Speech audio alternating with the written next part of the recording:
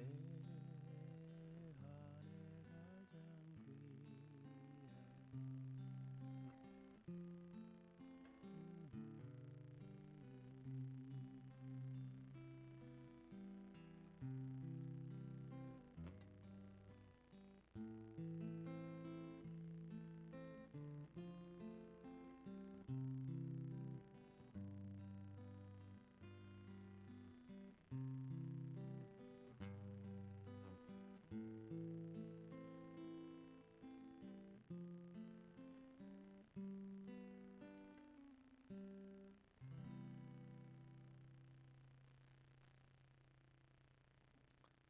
가장 우리가 함께 찬양하시겠습니다. 약할 때 강함 대신에.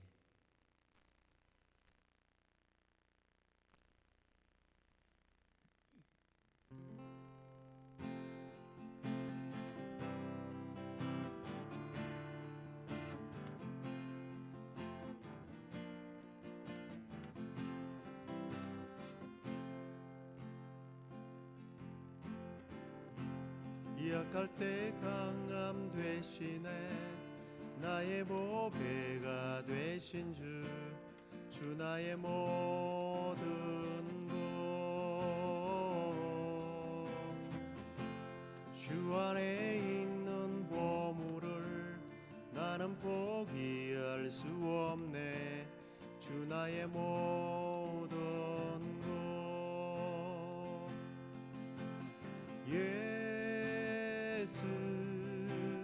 어린 양 정귀한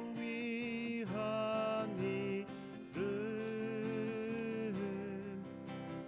예수 어린 양 정귀한 이름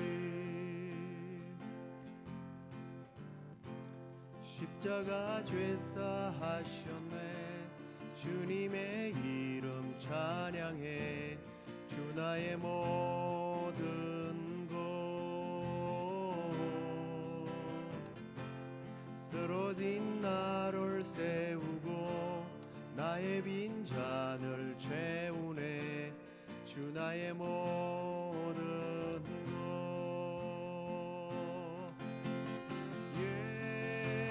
예수 어린 양 정귀한 이름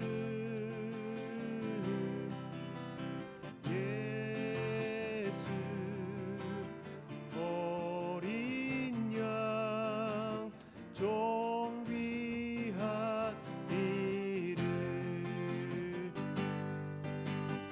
예수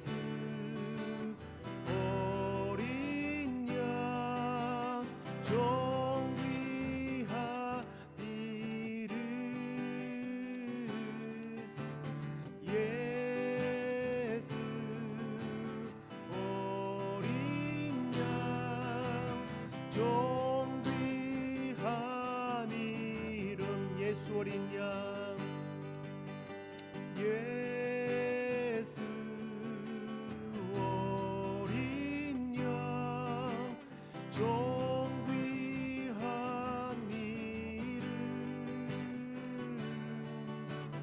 예수 어린 양 정귀한 이름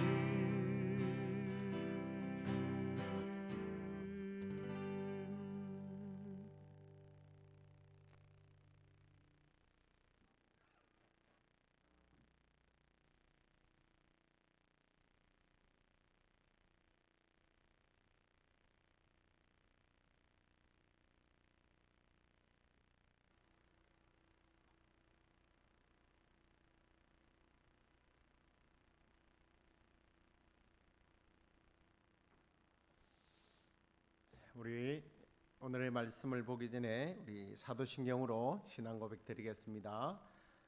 전능하사 천지를 만드신 하나님 아버지를 내가 믿사오며 그 외아들 우리 주 예수 그리스도를 믿사오니 이는 성령으로 잉태하사 동정녀 마리아에게 나시고 본디오 빌라도에게 고난을 받으사 십자가에 못 박혀 죽으시고 장사한 지 사흘 만에 죽은 자 가운데서 다시 살아나시며 하늘에 오르사 전능하신 하나님 우편에 앉아 계시다가 저리로서 산자와 죽은 자를 심판하러 오시리라. 성령을 믿사오며 거룩한 공회와 성도가 서로 교통하는 것과 죄를 사하여 주시는 것과 몸이 다시 사는 것과 영원히 사는 것을 믿사옵나이다. 아멘. 오늘의 말씀은 마가복음 14장 22절에서 24절에 있는 말씀을 함께 읽도록 하겠습니다. 마가복음 14장 22절 말씀부터 22절부터 24절까지. 그들이 먹을 때에 예수께서 떡을 가지사 축복하시고 떼어 제자들에게 주시며 이르시되 받으라, 이것은 내 몸이니라 하시고 또 잔을 가지사 감사 기도하시고 그들에게 주시니 다 이를 마시매 이르시되 이것은 많은 사람을 위하여 흘리는 나의 피 곧 언약의 피니라. 아멘. 자, 오늘은 예수님의 목요일의 사역에 대해서 함께 나누도록 하겠습니다. 목요일은 예수님께서 그가 배반당하시던 날 밤에 제자들과 함께 유월절을 지키셨습니다. 이때 제자들과 함께 마지막 만찬을 드셨습니다. 그런데 이 최후의 만찬 때에 단순히 먹고 마시는 것으로 끝난 것이 아니라 유월절에 먹는 양식을 통해서 예수님 자신이 이제 십자가 위에서 자기 몸을 희생 제사로 드림으로 인하여 그 제자들뿐 아니라 오고 오는 세상에 그분을 구주로 믿는 사람들에게 영원한 생명의 양식이 된다는 사실을 눈으로 볼 수 있도록 아주 생생하게 시청각으로 교훈하신 그런 날입니다. 오늘 우리도 이 예수님의 최후의 만찬을 통하여 주님께서 우리에게 주시는 그런 메시지를 함께 듣기를 소원합니다. 사람들은요, 이 먹는 문제가 보통 일이 아니라는 걸 알기 때문에 먹는 것에 관련해서 심지어 요즘에는 그 전쟁이란 말까지 아주 서슴없이 사용하는 경우를 많이 봅니다. 뭐 이런 표현들을 자주 듣지 않습니까? 먹거리 전쟁, 웰빙 전쟁, 뭐 심지어는 너무 많이 먹어서 살과의 전쟁. 또 먹거리가 많은 골목을 일컬어서 골목 전쟁, 뭐 이런 표현까지 쓰기도 합니다. 이 성경에도 이 먹는 것 때문에 많은 문제들이 발생하게 되는데요. 인류의 조상도 결국은 먹는 것 때문에 죄를 짓지 않았습니까? 그리고 당시의 그 당시대의 그 의인이라고 칭호를 받았던 노아도요, 먹는 문제 때문에 실수를 했습니다. 아브람과 그 조카의 관계도 사실은 먹고 사는 문제로 결별을 하게 된 거죠. 또 그 조카 롯은 소돔과 고모라에서 무사히 살아나오긴 했습니다만 술을 먹고 딸들과 부끄러운 관계를 가짐으로 좋지 않는 후손을 남겼습니다. 또 이스라엘 백성들도 광야에서 먹는 문제를 가지고 원망하고 불평하고 죄를 많이 지었죠. 특히 그 이스라엘 백성들은요, 고질적인 그 죄 중에 하나가 먹는 문제였던 것 같습니다. 신학에 와서도요, 이 먹는 문제는 항상 뒤따라와요. 특히 사도시대 때도 보십시오. 우상과 그 먹는 문제로 인해서 교회가 많은 어려움을 겪지 않습니까? 이 한국 그 보건복지부에 따르면 사람들은 평생토록 평균적으로 먹는 음식의 양이 약 30톤 정도 된다고 합니다. 엄청난 양이죠. 이 음식을 먹기 위해서 혹은 그 음식을 마련하기 위해서 엄청난 시간을 투자해야 하고 수고하고 애를 써야 합니다. 오죽하면 우리 한국 사람들은 특히 어른들께서는 살기 위해서 먹나 먹기 위해서 살지, 먹기 위해서 산다는 겁니다. 그런데 이토록 맛있는 음식, 몸에 좋은 음식, 몸을 건강하게 해주는 음식들을 구하고 찾고 먹지만 그 음식들은 결국 우리를 영원히 살 수 있도록 해주는 것은 아니에요. 결국은 죽습니다. 그런데 여러분은 한번 먹으면 죽을 때까지 먹지 않아도 된다는 음식이 있다고 하면 어떻게 하시겠습니까? 그래도 먹는 재미 때문에 뭐 그건 별로입니까? 죽을 때까지는 좀 그렇다 할지라도 한번 먹으면 몇 달을 음식을 먹지 않아도 된다. 만약에 이런 음식을 개발한다면 대박 나겠죠? 아닙니까? 망합니까? 팔리지가 않으니까.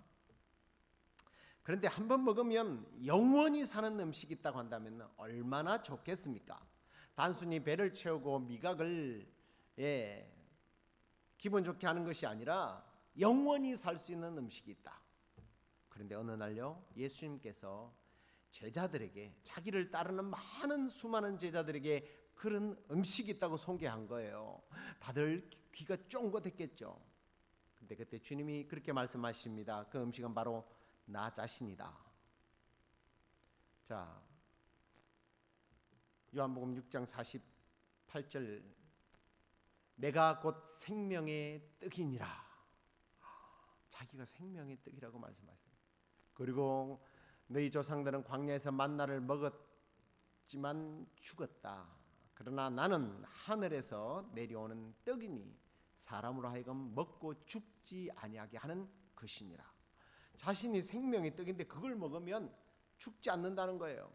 51절도 보시겠습니까? 나는 하늘에서 내려온 살아있는 떡이니 사람이 이 떡을 먹으면 영생하리라. 내가 줄 떡은 곧 세상의 생명을 위한 내 살이니라 라고 말씀을 하십니다. 그러자 유대인들이 난리가 났어요. 유대인들은 자신들의 조상들이 광야에서 먹었던 그 만나가 가장 하늘에서 내려온 신비한 음식, 신비한 떡이라고 빵이라고 생각했는데 이건 그냥 신비한 빵이 아니라 영원히 죽지 않는 떡이 있다라는 거예요. 그리고 그 빵이 바로 예수 자신이라고 이야기하니까 이건 엄청난 논쟁거리가 된 겁니다. 근데 제자들이요, 어리둥절해서 무슨 소리인지를 알아듣지를 못해요. 그때 그 분위기를 요한은 이렇게 기록을 하고 있습니다. 제자 중 여럿이 듣고 말하되 이 말씀은 어렵도다. 누가 들을 수 있겠느냐. 너무 어렵다는 거예요. 너무 어려워하니까 예수님께서 조금 더 설명을 해주십니다. 그런데 문제는 사람들이 못 알아듣는 거예요. 지금 우리도 이 말을 알아듣는 사람이 얼마나 있겠습니까? 사람들은 알아듣지 못하면, 이해하지 못하면 나의 가치관, 또 세상의 어떤 돌아가는 문화와 내가 배워온 어떤 지식과 다르면요, 포기해요. 당신은 잘못됐다고 말합니다. 그러면 어떻게 해야 되죠? 떠나가야죠. 그래서 66절을 보십시오. 그때부터 그의 제자 중에서 많은 사람이 떠나가고 다시 그와 함께 다니지 아니했다. 주님을 쫓았던 그 수많은 사람들이 다 떠났다는 거예요. 그때 주님이 묻습니다. 12 제자들에게 너희도 가겠느냐? 가고 싶으면 가도 괜찮다. 그러자 또 나서기 좋아하는 베드로가 이렇게 고백을 해요. 우리도 함께 정말 고백해 볼까요? 주여, 영생의 말씀이 주께 있사오니 우리가 누구에게로 가오리이까? 영생의 말씀이 주님께 있는데 우리가 누구에게로 가겠습니까? 참 귀한 고백입니다. 자, 그런데요, 이 생명의 떡 이야기가 끝난 후에 이상하게도요, 주님은 자기를 팔 사람이 가롯 유다라는 것을 지적을 하고 그 분위기는 끝이 나요. 자, 아무튼요, 그날 제자들은 이 내용이 사실은 무엇인지를 깨닫지를 못한 겁니다. 그리고 이제 이렇게 오늘 이 유월절 음식을 먹으면서 주님은 그 의미를 이제서 제대로 전달하시는 거예요. 자, 오늘 본문 22절 말씀을 다시 보십시다. 그들이 먹을 때에 예수께서 떡을 가지사 축복하시고 떼어 제자들에게 주시며 이르시되 받으라. 이것은 내 몸이니라. 내 몸이니라. 우리는 뭐 이걸 떡으로 이렇게 번역을 했습니다만 누룩이 들어가 있지 않는 빵을 말합니다. 유월절에는 이 누룩이 들어가 있지 않는 빵을 먹는데요. 이 빵 이름을 무교병이라고 그렇게 부릅니다. 근데 주님은 그 무교병을 자신의 몸이라고 지금 말하고 있는 거예요. 요즘 같으면 이런 표현을 할 겁니다. 예수님 나가도 넘어갔네요. 너무 좀 넘었었어요 라고 말하겠죠. 그런데 주님께서 자신을 무교병 빵에 비유하신 것은 다 이유가 있어요. 이 무교병이라고 하는 빵은 그 당시 사람들에게 두 가지의 어떤 상징을 하고 있었어요. 그 첫 번째가 뭐냐면 고난을 상징했습니다. 밀가루의 빵을 만들 때는 거기에 누룩을 넣어서 발효를 시키지 않습니까? 그래야 부풀고 또 부드럽고 먹기도 좋고요. 소화도 잘 되고 맛있습니다. 그런데 무교병은 누룩을 넣지 않아서 효소를 넣지 않았기 때문에 발효가 되지 않는 거예요. 딱딱합니다. 맛이 없습니다. 잘 부서져요. 먹기도 불편해요. 근데 이 떡을 먹게 된 계기는 처음 애굽에서 급히 나가야 했기 때문에 발효될 시간을 기다리지는 못하는 거예요. 그러니까 그냥 밀가루만 뭉쳐가지고 거기다가 빵을 구워서 먹은 겁니다. 맛없고 씹기도 불편하고 아우 이러면서 조상들의 그 고난을 기억하자는 거예요. 두 번째는 순결을 상징합니다. 누룩은 성경에서는 곧 이 부패를 상징을 하거든요. 썩히는 거니까. 그래서 죄와 뭐 부정부패, 타락 이런 것과 곧장 연결을 시키곤 합니다. 그래서 주님은 자신이 곧 무교병처럼 고난을 받아 십자가에서 찢겨서 죽을 것을 상징할 뿐만 아니라 순결한 죄가 없는 몸이라는 것을 상징하기 위해서 이 무교병을 가지고 이게 자신이라고 말씀을 한 것입니다. 그리고 이게 나의 몸이다 라고 끝내지 않고 뭐라고 불러요? 뭐라고 그래요? 이것을 먹으라 라고 했어요.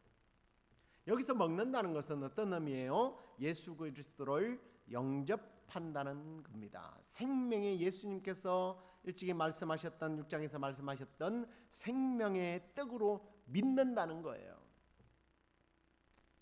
곧 영접하는 자, 그 이름을 믿는 자들에게는 하나님의 자녀가 되는 권세를 준다. 바로 이것이 예수 그리스도의 몸을 먹는다는 의미입니다. 그런데요, 중요한 게 있습니다. 여러분 이 설명을 들으면서 제자들이 다시는 궁금해하거나 이해가 안 되는데 6장에서 요한이 다 사람들이 무슨 소리를 하는지 못 알아듣더라가 아니라 드디어 제자들은 깨달았다는 거예요. 왜냐하면 당시 유대 문화에서는 이 무교병의 의미를 너무나 잘 알고 있기 때문에 이게 고난을 상징하고 이것이 바로 순결을 상징한다는 것을 알기 때문에 예수님이 정말 저 무교병처럼 이런 거예요. 근데 여러분 또 하나 흥미로운 점이 하나 있습니다. 그게 뭐냐면 분명히 유월절 식사 때는 빠지지 않아야 할 음식이 하나 나와요. 그게 뭐냐면 유월절에 먹는 어린 양의 고기입니다. 반드시 먹어야 할 음식이란 말이에요. 자신이 바로 세상 죄를 지고 가는 하나님의 어린 양이라는 것을 주님께서 강조하시기 위해서 이게 안 나와요. 참 이게 성경을 요한이 이 하나를 나중에 그 의미를 알고 이걸 기록한 겁니다. 그러면서 주님은 그 양의 고기는 생략하지만 바로 그 양이 흘린 피의 상징이 되는 포도즙을 마시라고 주님이 말씀하신 거예요. 그 피가 바로 자신이 흘린 포도즙이 바로 자신이 흘린 피라는 거예요. 당시 유대 사람들은 당연히 이 포도즙을 보면 어린 양의 피를 생각했습니다. 저는 피를 자주 뽑는데요. 가서 지난주에도 피를 뽑고 왔습니다. 보는데 아무리 봐도 이건 와인 색깔하고 똑같아요. 그래서 내가 와인 색깔하고 똑같다고 그랬더니 너 크리스찬이라고 그래요. 그래서 그렇다고 그랬더니 목사인데 그랬더니 그래 이게 성찬에 쓰는 피색하고 똑같다고 그러면서 자기도 크리스찬이라고 그러면서 간호사와 깔깔 한번 웃은 적이 있습니다. 자, 그러면 이 24절을 한번 읽어보십시다. 너희와 이르시되 이것은 많은 사람을 위하여 흘리는 나의 피다. 많은 사람을 위하여 흘리는 나의 피다.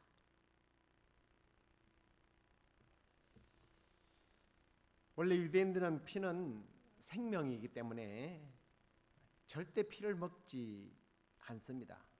그래서 피의 색깔과 비슷한 이 포도즙을 마시는 거죠.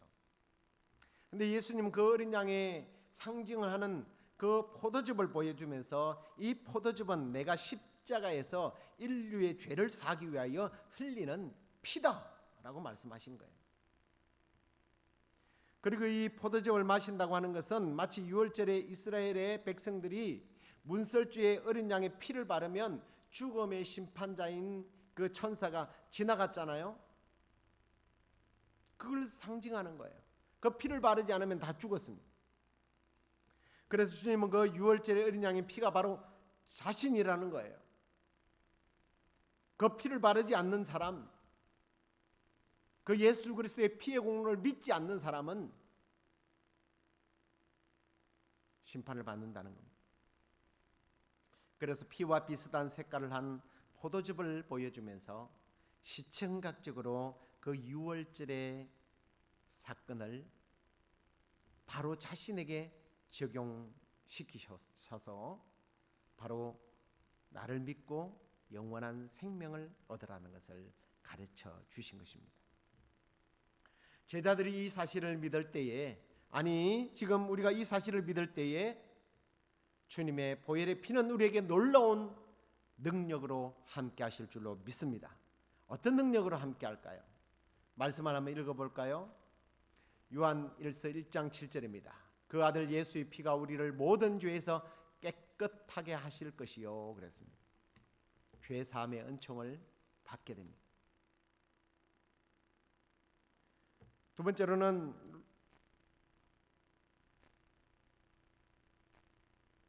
하나님과 회복. 요한 1서 1장 7절. 그의 십자가의 피로 화평을 이루사 만물 곧 땅에 있는 것들이나 하늘에 있는 것들을 그로 말미암아 자기와 화목해 되기를 기뻐하심이라. 하나님과 화목해 해 주신다고 말씀합니다. 그 다음에 로마서 5장 9절입니다. 이제 우리가 그 피를 인하여 의롭다 하심을 얻었은즉 더욱 그로 말미암아 진노하심에서 구원을 얻을 것이니라. 칭의를 말씀하고 있습니다. 이 보혈의 능력은 우리를 거룩하게 하고 승리하게 하고 우리를 치료하게 하는 놀라운 능력이 있음을 믿으시기 바랍니다. 사랑하는 성도 여러분, 예수님은 제자들에게 무교병과 그리고 포도즙을 통하여 교훈하신 가장 중요한 원리가 있습니다. 그게 뭡니까? 자신을 예수 그리스도로 믿으라는 거예요. 믿기만 하면 영생을 얻는다는 겁니다. 제자들과 함께 유월절의 음식을 먹으며 예수님께서는 십자가 위에서 찢기실 자신의 몸과 흘리신 피로 속죄를 이루실 것을 말씀하셨습니다. 그 예수 그리스도의 대속의 사건을 믿을 때에 죄 사함을 받고 의롭게 되고 하나님과 화평을 하게 되는 이 놀라운 비밀을 마음으로 믿고 입으로 신함으로 영원한 생명을 얻게 되기를 주님의 이름으로 축원합니다. 이미 여러분은 그 영원한 생명을 얻고 받았고 누리고 있는 줄로 믿습니다. 이제 그것으로 끝날 것이 아니라 더 나아가서 그 보혈의 능력으로 질병을 이기고 바이러스를 이기고 악한 사단의 권세를 이기는 그런 복된 날이 되시고, 또 이번 부활 주일이 그런 놀라운 능력을 경험하게 되는 그런 감격스러운 부활절이 되기를 주의 이름으로 축원합니다. 제가 기도함으로 예배를 마치고요, 어제처럼 음악과 또 기도 제목을 제공할 것입니다. 여러분 기도하면서 여러분들 영성을 또 키우시고, 또 특별히 이 보혈의 능력을 여러분 자신에게 가정에 또 지금 이 시대 속에 적용하면서 기도할 수 있기를 바랍니다. 기도하겠습니다. 하나님 아버지 감사합니다. 예수님께서 잡히시기 전날 제자들에게 유월절 음식을 통하여 그 무교병이 자신이며 이 포도즙이 자신이 흘린 피라는 것을 말씀하시며, 고난을 받고 죄가 없으신 그분이 돌아가시며, 더 나아가서 그분이 우리를 위하여 피 흘리심으로 말미암아 주님, 우리가 죄 사함을 받고 의롭게 되며 하나님과 화평을 얻어 영원한 생명을 얻게 하시니 감사합니다. 이 영원한 생명을 그저 소유했다고 하는 이것으로 끝나는 것이 아니라, 죽어서 우리가 누릴 복이 아니라 이 보혈의 능력으로 인하여 지금 살아있는 이 순간부터서 그 보혈의 능력으로 질병을 이기고 바이러스를 이기고 악한 사단의 권세를 이기는 그런 복음의 사자들로서 예수 그리스도의 능력을 힘입어 살아가는 그런 우리 모든 성도들이 되도록 인도해 주시옵소서. 그렇게 인도하여 주실 줄로 믿사옵고 예수 그리스도의 이름으로 기도드리옵나이다. 아멘. 하늘에 계신 우리 아버지여, 이름이 거룩히 여김을 받으시오며 나라의 임하옵시며 뜻이 하늘에서 이루어진 것 같이 땅에서도 이루어지이다. 오늘날 우리에게 일용할 양식을 주옵시고, 우리가 우리에게 죄의 연자를 사하여 준 것 같이 우리의 죄를 사하여 주옵시고, 우리를 시험에 들게 하지 마옵시고 다만 악에서 구하옵소서. 대개 나라와 권세와 영광이 아버지께 영원히 있사옵나이다. 아멘.